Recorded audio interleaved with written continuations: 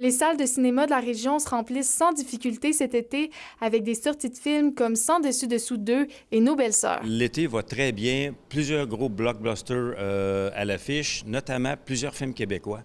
On parle ici de Nos belles-sœurs de 1995. On a des films surprises aussi comme Ababouiné, là, qui est un film d'André Forcier. Quand on se demande tous qu'est-ce que le film va faire.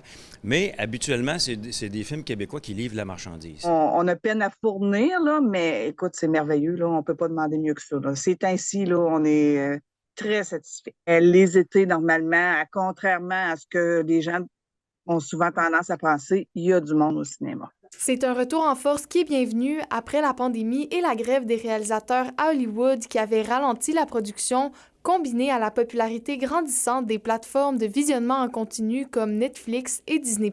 Depuis 6 mois, moi, la tendance dit les gens reviennent au cinéma, sont contents de revenir au cinéma. Je pense que on peut mettre la COVID et la grève de côté. Là, c'est vraiment reparti du bon pied. Là. Le portrait est moins reluisant pour les gens de la Sarre qui ont perdu leur cinéma dans un incendie la semaine dernière. Pour l'instant, on n'a pas d'informations sur une éventuelle reconstruction.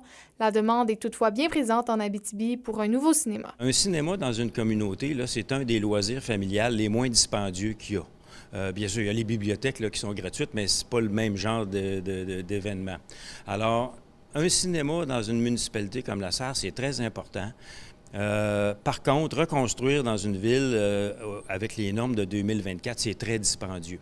Alors, on leur souhaite la meilleure des chances. L'achalandage important devrait se poursuivre dans les mois à venir puisque d'autres films sont très attendus comme 1995, Moana 2, Deadpool contre Wolverine et Le Joker.